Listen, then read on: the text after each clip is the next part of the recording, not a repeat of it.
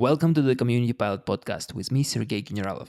On the show, we invite community leaders to share their experience and reveal the insights of the community building through their stories. Sascha Mombartz is here on the show today to share his experience as a community builder. Sascha is an entrepreneur, designer, and community builder based in New York, and he tells a story on how did he co-create a popular guidelines for community builders, Community Canvas. Also, together, we will talk about community building and impact technology has on the modern communities. Let's get started. Sascha, welcome to the show. I'm so glad that you were able to join me today. Thanks. Really excited to be here and for our little chat. I wanted to start our discussion with your introduction and with your answer to a simple question. I think we met with you through the Community Builder Facebook group, and I wanted to. Can you tell a story? How did you start this group? What's the reason for you to start this group, and how did you become a community builder? Yeah, absolutely. It's it's an interesting journey.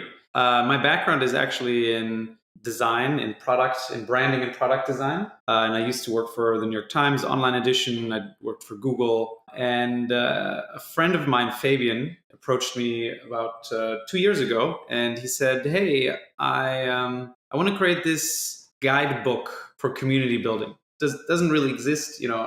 He's built a couple of communities, and he noticed that there's people keep asking him how he did it, and there was no resource out there. So he had this idea to build this kind of guidebook, and he approached me and said, hey, can you help me design it? And so that's how this whole journey really started for me. So I started designing it, and I realized, oh well, there's a lot of other things that we could do with this. And so Fabian and I started collaborating, and the result was the community canvas. So it's a guidebook, but it's also a framework to how to build a community.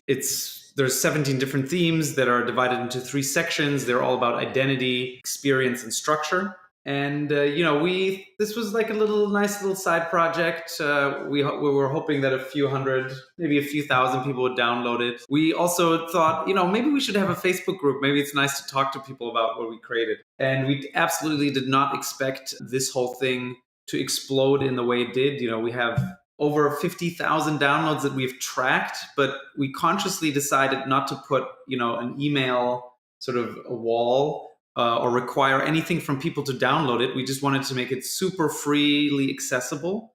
So we don't really have a good way of tracking who's downloaded it. It's kind of weird, but it's also kind of nice because it is so open and accessible. So, lots of people downloaded it. Suddenly there were like hundreds, thousands of people who wanted to join this Facebook group. I think it's up to 2,500 people. And we realized, wow, we did something that people really needed more than we expected.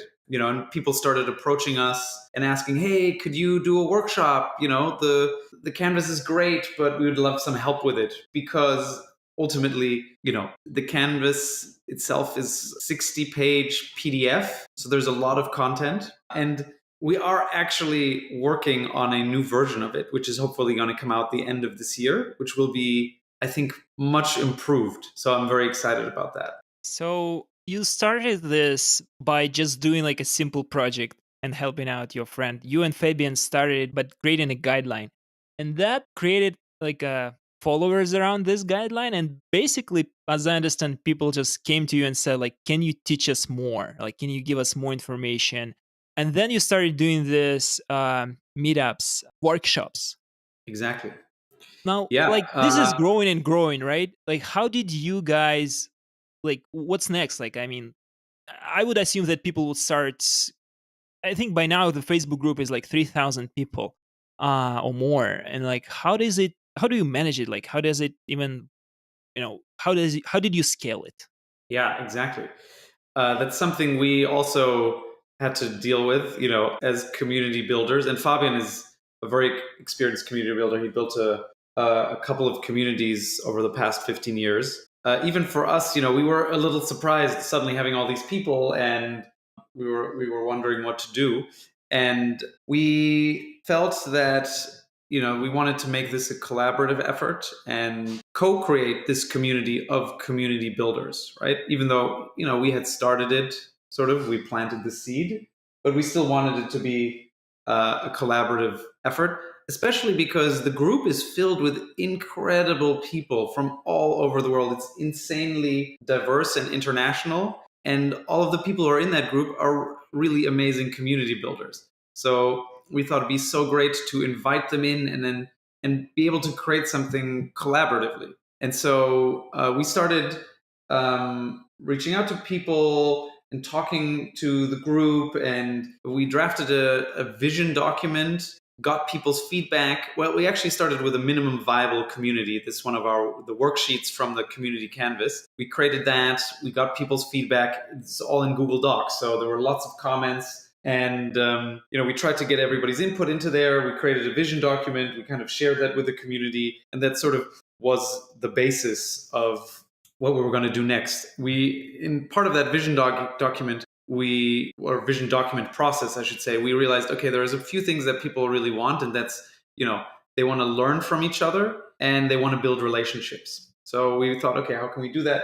And it's just the two of us managing this group. Obviously, we're doing other things. This is not our full-time job. So we thought we should also invite in a couple of people to help us facilitate this group.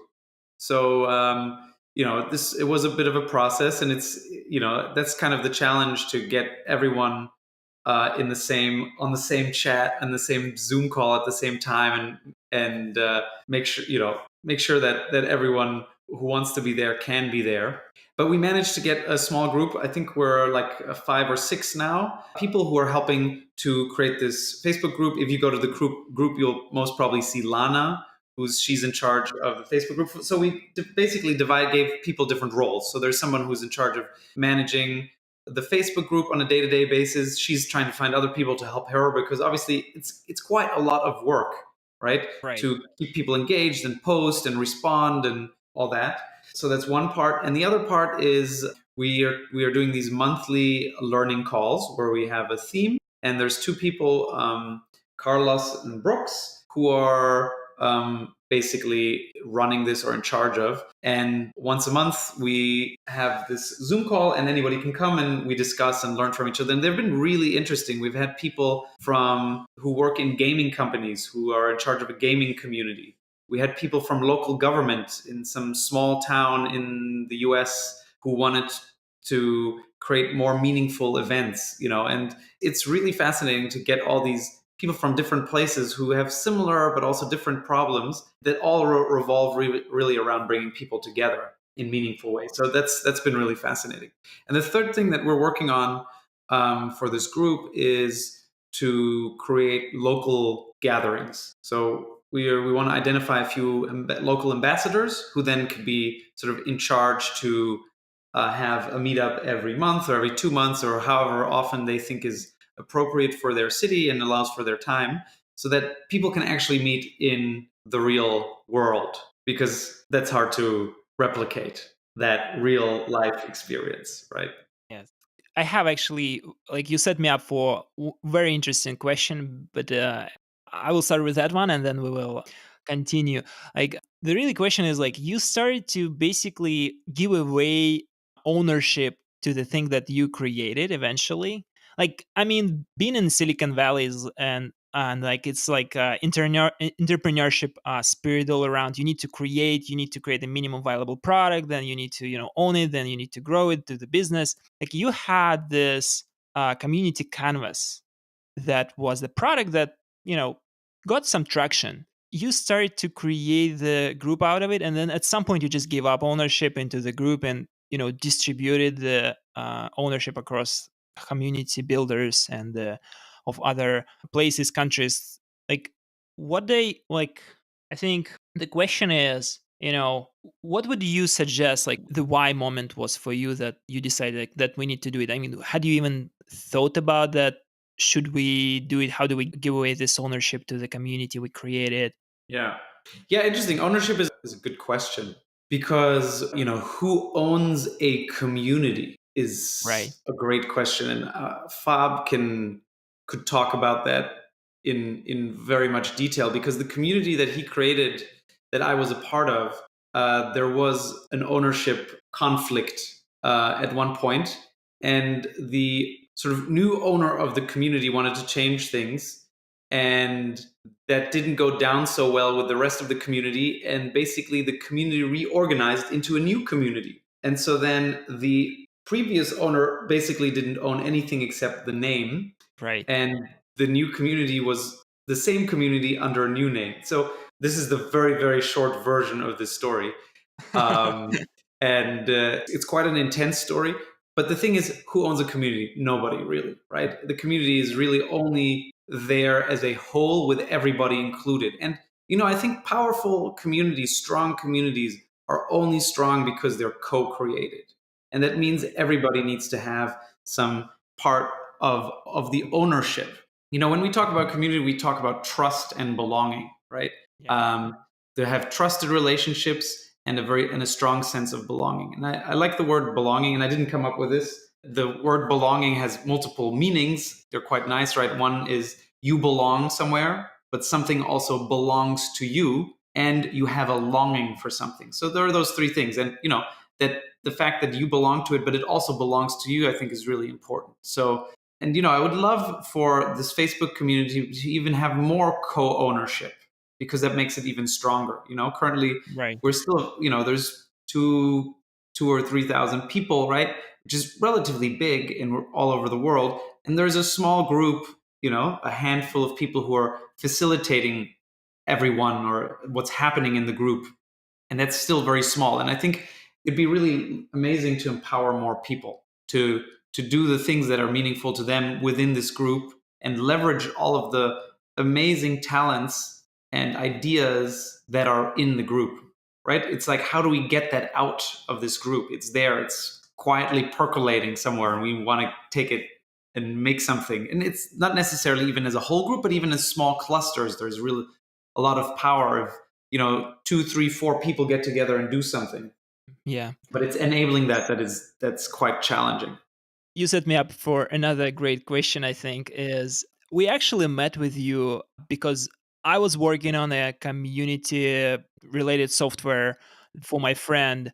And then I found this community canvas, I found this group, and I saw that in the community builders, you were publishing some mock-ups for the software that you were thinking about.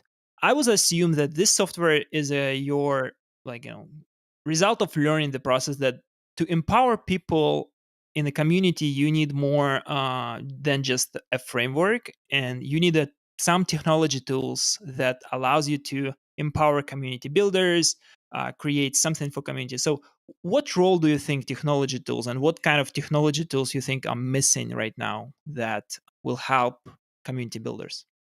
Yeah, great question. It's something I do think a lot about, because I do come from, my background is sort of in the product world. And I think there are two really big, important questions. What's the role of community play in the world, and what's the role of technology play in the world, and how do they play together? And I think those are two questions that, at least for me, they come up almost on a daily basis, right? Our world is becoming much more divisive, right? People are very opposite ends of the spectrum. We can't find common ground anymore, and there's huge separation that's very challenging, right? We can see that in every part, politics, especially in the US, but in every country, and it happens all over the world. It's a real challenge. And then there's technology, and I think technology is maybe partially responsible for what's happening, progress. We've been progressing globally. I think globalization is one thing, also enabled through technology. But then also the way we communicate with each other has changed because of technology. And because of that, maybe we're not talking to each other in the same way that we used to. And it's creating all these new scenarios that we are not really sure how to deal with, like, for example, we're in the information age, sure, but it's become so easy to create information that we're also in the misinformation age. So how do we actually deal with that? And what kind of impact does that have on us, our being together, on the community? And so, but I think there is the thing about technology is, like, a lot of times people just throw technology at something. Oh, we're not talking enough about, let's throw a chat app into this thing, into this community. People are not talking with each other. We need a chat app. And I don't feel like that's necessarily the right approach, because there's a much bigger systemic problem, and technology is not the solution. The solution is something else, and technology, I feel like, can help or sort of be part of the solution. It isn't the solution, right? And I Oh, think for sure. Yeah. that's yeah, that's a big challenge. And what is the solution? It's hard. That's a very hard question to answer. So that's so I started thinking about this, and I was like, oh, I'd love to build a product. And to me, it's also really about enabling the community builders, because the job of the community builder is quite intense. You, as a facilitator, you have to do a lot of different things. You have to manage lots of different people. Oftentimes, people create communities out of passion because they want to see something in the world. It's not their job. There aren't really many sort of jobs unless they're connected to a brand, right? In terms of community building, and making your day-to-day living is really hard. And oftentimes, it's also somewhat of an ungrateful job where people don't really appreciate what a community builder is doing for the community. It's things are happening and people just enjoy that, but they don't really often feel like, oh, it's because this one person is doing all this insane amount of work of organizing meetings, figuring out where, how, inviting everyone, you know, and people just show up and they have a good time and then they leave. And oftentimes they don't really consider the amount of work that goes into it. And then community builders burn out. That happens a lot. It's a tough job. And to me, I was like, okay, there's people are very passionate. There's a real need for us to come together in lots of different ways. Like, how can technology help a community builder? How can it make their job easier? Because a lot of the tasks are somewhat repetitive or they're quite complex for a human, but they could be easier for a machine to do, and for having a directory, for example, and getting everyone's picture up and collecting information about the people in your community. That's very difficult to do by hand, but having a website or some kind of directory makes that really a lot easier. And maybe that'll help create these real life get-togethers and bring out that percolation that I was talking about earlier. Right. So I think there are several interesting points that you touched there. Is incentives is one of them, right? And how do you make sure that the incentives in the community are set up the way that it, like, the people who are creating community and putting all the effort will eventually have incentives to continue, and the members who come into community and start to, you know consume things that community produces. How do I think the Fabian actually made the recently a talk about it, right? How to, like, that community members need to not consume but actually create, co-create. I think that's something that you also just mentioned. Yeah, I guess it's about the thing that when in a community, if people just show up and if they're just consumers, that doesn't create much of a community, right? Because it's kind of a one-way street, and it needs to be two-way. So you need to put something in, get something out. Seems very obvious, right? So, for example, a meetup or a lecture where somebody's talking in front and people go and listen. It's not really a community, right? Because, or I'm trying to train myself too. I keep saying it's not a community, but to me, it is really about being a strong or a weak community, right? I don't think that Right. there's all kinds of communities and they all live on a spectrum, and there's lots of different kinds of spectrums. And so, if you just have a lecture and somebody's talking, that's not a very strong community, right? Because the people don't know each other. There's no real trust, even though this happens on a regular basis. And Bob has talked about this too a bunch of times, where he says that lots of events or conferences think they're communities, but they're not really, because it is very much a one-way thing, or community happens for a few days in like this burst of energy, and then it dissipates because afterwards, after the event, nobody's really talking to each other anymore. And so I think linked to that yes, you have to be, don't be a consumer, you have to be a creator. It's also about a thing of generosity. we also, related to this, we also talk a lot about generosity and transactionality in a community, right? If something is transactional, it doesn't necessarily create a strong community, because you do something and you expect something in return immediately, right? That's very transactional. I pay you, you give me the product. That's great, but it's not very generous in the sense. And strong communities, because generosity reinforces a sense of trust. When a community has a strong, when the people are generous in a community, that makes them very powerful, right? And what does generous mean? Well, you're putting something in just because you want to help someone or because you want to do something, not necessarily expecting something immediately in return. Or maybe you could feel like you're putting something into the larger pool and you're trusting that that larger pool will help you back. So it's not totally selflessly generous. And I don't really know if that selflessness actually really exists. We're getting philosophical here, but Right. that's could be for another conversation. I recently read the book "Why Things Go Viral," and I forgot the name of an author, but he mentioned this terminology called the social currency. I think it's not he who created this terminology, but the idea is why we're doing anything or why we share is because we want to gain a social currency. I think that's something that I can relate to what you just saying is people not totally do things because they just super generous, but they also sometimes just gain a social currency. And I think the trick is how do we make communities where this transaction doesn't have to be immediate. you know if you produce and you create enough for community, you gain enough social currency that eventually community will start to give you back, or something like that. Yeah, I uh, think it's interesting. Social currency is an interesting word. I'm thinking about that. To me, it's really about trust. Like, you are trusting that, that's generally when you're generous, right? I right. help you and I don't want anything in return. And I'm trusting that when I have a problem, you'll be there for me. That's like a really good friend. Someone you really trust is someone like that. You would do anything for them because you know that they would do anything for you. And you don't necessarily expect them to do something for you when you did something for them.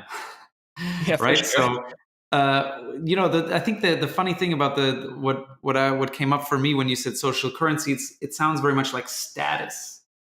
And I don't know, there's something interesting around status, because there it's again about you, and it's a bit more egocentric, right? Where Right. the status is about you and yourself and your position within the community. And I think trust is a much more robust and simple way of looking at it. It's similar, they're definitely related. Yeah, I Uh, think the status is also, I think the challenge is all those terms are, you know on the intersection sometimes, and like they are so closely related that it's hard to explicitly distinguish like what is the right term. I think the trust is the best way to describe community relationship. I totally agree with you there. um Coming back to technology, can I say one thing there? yeah, It's for really sure. interesting because you talk about language, and I think it is a really important point, because I don't know if we have established the best language for community yet. I feel like people talk about things, community, in lots of different ways. Some people say network, some people say community, some people use, brands use the word community, but it's really their customers, not their community. So there's a lot of confusion around that. And, frankly, I don't know if there is the best word for something or other. I think the best way is if we actually understand each other and we know what we mean. Right. And it kind of goes back to my whole thing about the misinformation age that we're in, and these misunderstandings we're having, Yes. where people are talking about things and they mean something else, and people don't really know. And I think it's so important to have a common language where we really understand each other. And if we don't, I think it's so important to actually clarify and make sure that we are talking about the same thing, right? So, Yeah. like, you're talking about social currency, I'm talking about trust. It's kind of nice to actually try to be more clear about it, because oftentimes it's difficult. Oh, for sure. I think it's interesting that you brought this topic because I these days I have a small child, and like we he started talking, and we always have this discussion with my spouse that like if my son says something, it doesn't mean that he meant it, because our vocabulary, even if we speak the same language, the meaning for word is sometime different. Our vocabulary is different. I think it goes the same for two people talking, adults talking, community talking. So what you're saying is we really need to, for almost every community, there needs to be community vocabulary, like a shared vocabulary that we know, like each word, what it means, what we're actually trying to say. Yeah, absolutely. And I think the challenge is, I feel like all these things are connected, right? Like, because of globalization, because of the way we work nowadays, because people come from lots of different backgrounds and places, it's much more complicated, right? Because one thing that meant something to a certain group could mean something else to another group, and we have to manage these differences suddenly much more than we did maybe 50 or 100 years ago, where things might have been much more clear, right? And so how do we do that? Technology can't really help there, I would say. Unless, I think technology can create problems there, because it doesn't allow for things to be explained more precisely. That creates a problem in that sense. Like, when you're having an online discussion and you only have 140 characters, or the way, like, having an asynchronous conversation is also it's not the same as having a real in-person conversation where you can see the person. You can also understand how you hear their voice and how they're saying it. That makes a big difference, right? And you generally, just from their body language and how they're showing up, you can get a lot more information from what they actually mean when they're saying that, versus when we're just chatting and there's text. There's so much more room for misunderstandings. I feel like emojis have tried to come and help a little bit, and they're like the facial expressions that we're lacking in text. But Yeah. there's a real challenge there when you're on a just simply text based medium, on on how precise you can be, or how people interpret what you're saying. It's interesting because the way I think about technology is it's just another platform. It's another way of communicating. And I think one of the biggest challenges of this of this time is that it's so rapidly progressing that people just cannot adapt and like learn the new ways. And I think the new generation, the kids that are native to this way of communication, that's text-based communication first and then everything else, they will drive the way how we communicate, and there are going to be completely new ways to talk. Because think about it from a different perspective, right? If you all whole your life you mainly communicated through the text with your friends, and you would develop a special language, I mean the emojis and stuff, and then when you come to a room with those friends, you just don't know how to read the body language. So I think that's like, something that we struggling also because we not native to this technology. I mean, we were not born and raised with iPhones in hand, not compared to the teenagers today. Yeah, true. But I mean, you might make a very interesting point there. Like, we're maybe not as native in sort of the digital communication technologies, but what happens to someone who is very native in the digital world, but then in the real world, they're just not able to function properly, or they're just awkward. That's also challenging, because in the end, we do live in the real world, Yes, yes, for and you sure. can't avoid those interactions. So I feel like that's part of the problem, in some instances. I have I read this great quote, or somebody told me actually recently, from Melvin Kranzberg, who said, technology is neither good nor bad, nor is it neutral. Interesting.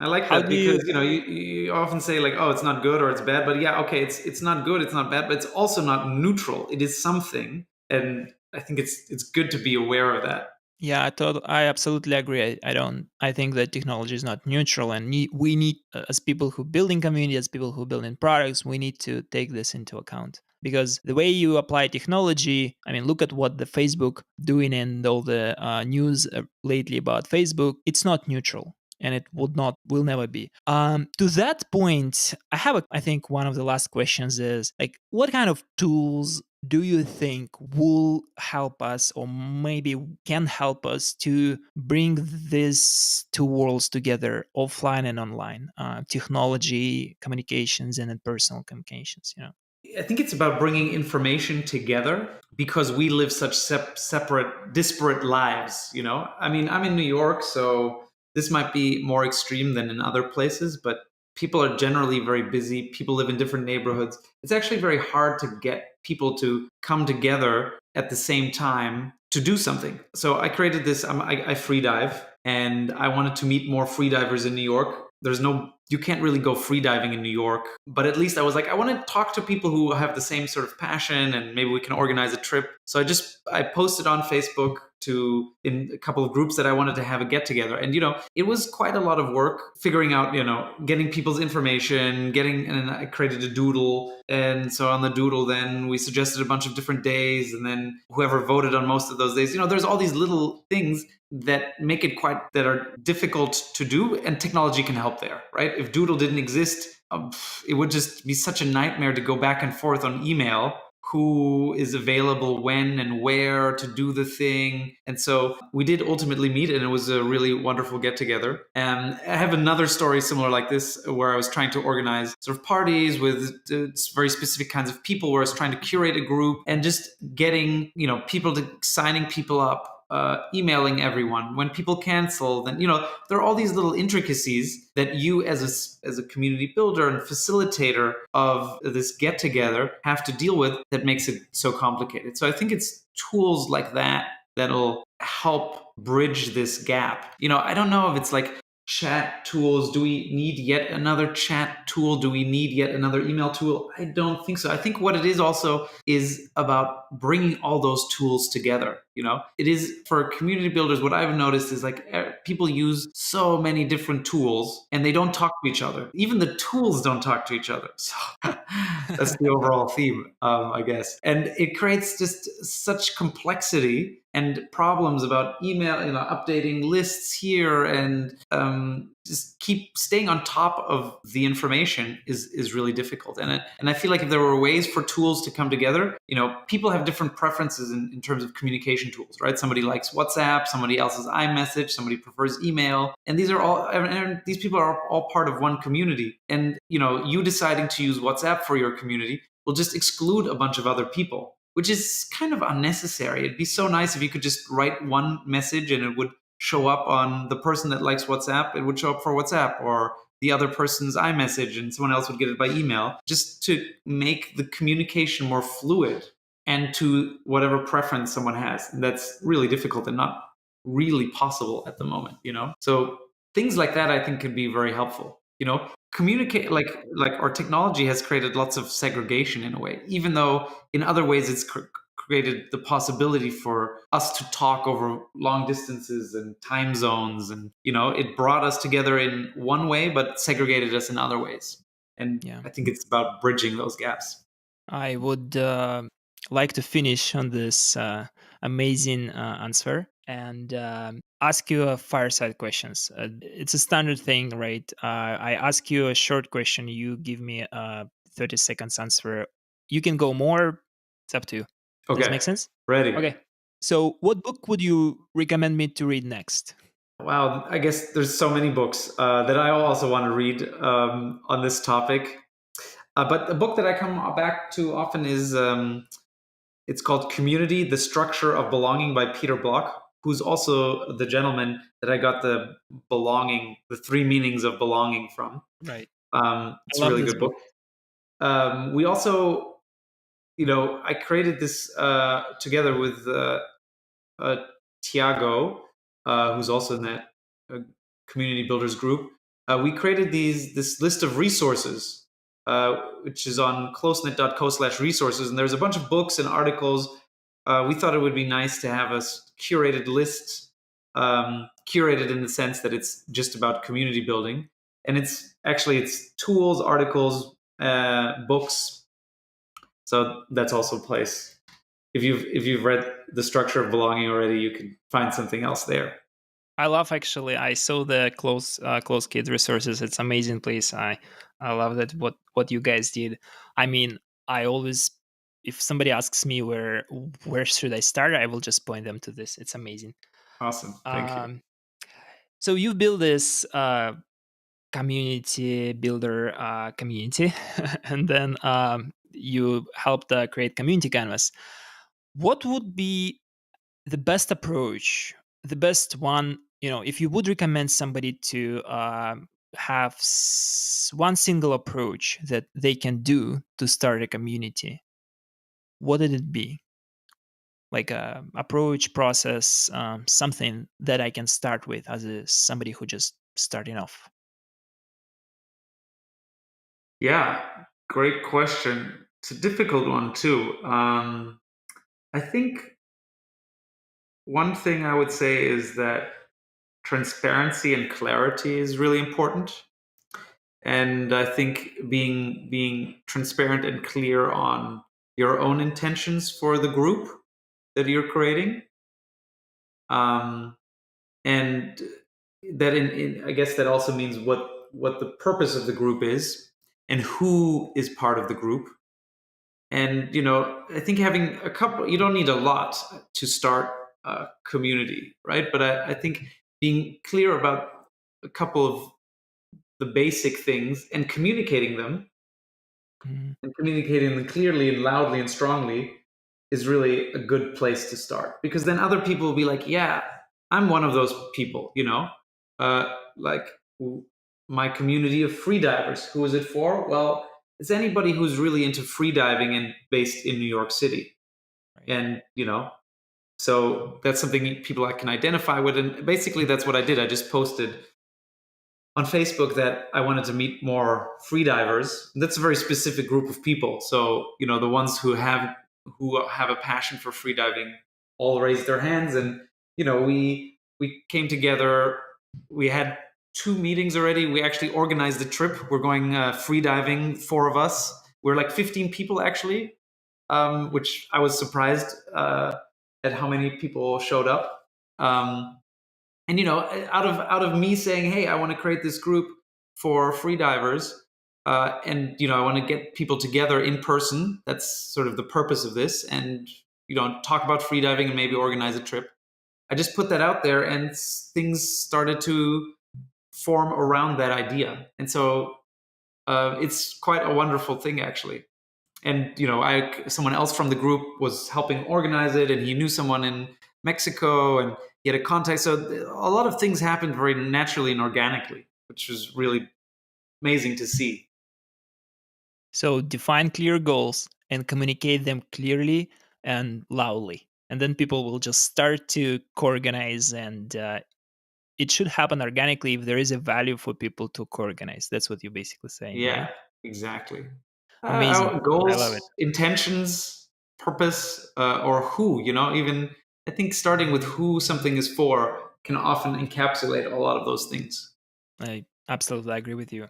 There's a great article by Michelle Bachmann on this idea of starting with who in terms of a community, and thinking about who is part of it as the starting point. I had a great time with you. Thank you for coming to my podcast, and I hope that we will record more episodes with you. Yeah, absolute pleasure. And I would love to invite everyone who's listening to this to, if they have other points of views on what we've said, what I've said, or other ideas, better ideas, solutions, answers, to email me or post wherever you post this. I'd be really lovely to hear back, so that this is not just a one-sided conversation. Oh, Yeah, I will also post the links to community builders group, and Sasha is one of the moderators there, and feel free to join. It's a free group. It's a closed group, but I think you guys accept in pretty much everyone. We do everyone who's in the actively working around in or around community. And I think we're accepting people every 2 weeks or so. So it might take a little bit, but I think we're doing like 50 people every 2 weeks. Amazing. So on this note, again, thank you for joining. It was amazing. Great. Thanks for having me. Thank you for listening to the Community Pilot Podcast. Check out our last episodes and find upcoming ones on YouTube, iTunes, SoundCloud, and Spotify. Stay tuned.